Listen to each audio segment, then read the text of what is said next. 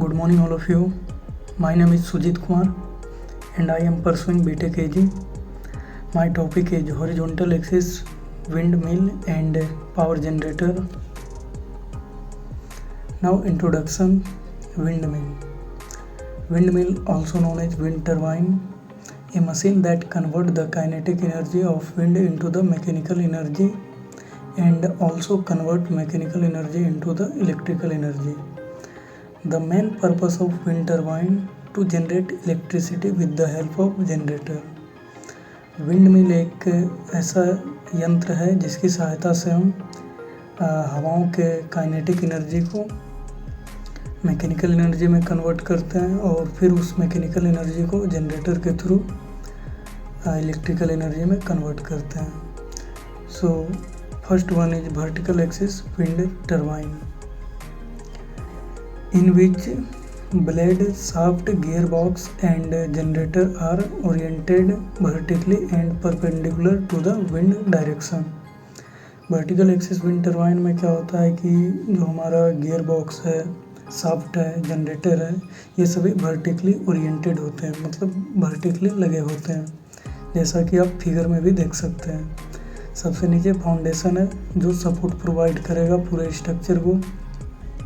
उसके ऊपर एक हाउसिंग लगा हुआ है और हाउसिंग के अंदर एक गियर बॉक्स और जनरेटर लगा हुआ है. फिर उसके ऊपर ब्लेड है, शाफ्ट है और क्रॉस आर्म के थ्रू ब्लेड और शाफ्ट कनेक्ट हैं. फिर इसके टॉप पार्ट से एक गायरोप लगा हुआ है जो कि इसको सपोर्ट करता है और इसके वाइब्रेशन को कंट्रोल करता है. Second one is horizontal axis wind turbine, in which rotating axis parallel to the ground and the wind flow. Horizontal axis wind turbine में क्या होता है कि जो हमारा एयर का फ्लो का डायरेक्शन है, रोटेटिंग एक्सिस यानी जिस एक्सिस पर रोटेट करता है टर्बाइन वो और मेरा ग्राउंड का जो लेवल है, तीनों एक पैरेलल होता है. फिगर में भी देख सकते हैं जो ब्लू एरो से दिखाया गया है विंड फ्लो और रेड डॉटेड लाइन से रोटेटिंग एक्सिस और ग्राउंड को दर्शाया गया है. तो ये तीनों एक दूसरे के पैरेलल हैं. In which rotating axis parallel to the ground to the wind flow. It is more efficient to the vertical axis wind turbine. जो हमारा हॉरिजॉन्टल एक्सिस विंड टर्बाइन होता है वो वर्टिकल एक्सिस विंड टर्बाइन से बहुत ज़्यादा efficient होता है, बहुत ज़्यादा पावर भी देता है.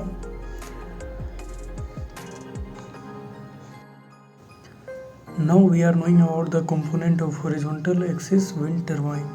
First one is foundation. Foundation क्या करता है कि पूरे स्ट्रक्चर को सपोर्ट प्रोवाइड करता है. इसके बाद एक टावर लगा हुआ होता है जो मेरा वर्टिकल स्ट्रक्चर होता है. यह कम से कम 80 से 100 फीट लंबा होता है. इसके ट्रांसपोर्टेशन में बहुत ज़्यादा प्रॉब्लम आती है. यह अंदर से हॉलो होता है और इसके अंदर केबल्स लगे हुए होते हैं जिसके थ्रू इलेक्ट्रिसिटी ऊपर से नीचे आता है. फिर इसके बाद है नेसेल. नेसेल एक असेंबली होता है जिसके अंदर की braking system, gear box, generator लगे हुए होते हैं. फिर हब. हब क्या काम करता है कि रोटेटिंग ब्लेड और मेन शाफ्ट को कनेक्ट करता है. इसके आगे के पार्ट को समझने के लिए हम नेक्स्ट स्लाइड का यूज करेंगे. हब जो यहाँ दिख रहा है वो रोटेटिंग ब्लेड और मेन शाफ्ट को कनेक्ट करता है. उसके बाद एक मेन बियरिंग लगा हुआ है. मेन बियरिंग क्या करता है कि जो मेरा ये हब है मेन शाफ्ट उसको बाहर निकलने से रोकता है. मेन शाफ्ट के बाद है मेरा गियर बॉक्स. गियर बॉक्स को अच्छे से समझने के लिए हम साइकिल का एग्जांपल लेंगे. देख सकते हैं एक साइकिल है जिसमें कि पैडल के पास एक बड़ा गियर लगा हुआ है और पीछे में एक छोटा गियर लगा हुआ है. अगर हम बड़े गियर को एक बार घुमाते हैं तो मेरा पीछे का गियर जो है कम से कम 3-4 बार घूम जाता है. ठीक उसी तरह का मैकेनिज्म गियर बॉक्स में लगा हुआ होता है. अगर मेरा मेन शाफ्ट एक बार घूमता है तो गियर बॉक्स के बाद जो हाई स्पीड शाफ्ट है वो कम से कम 90 से 100 बार घूम जाता है.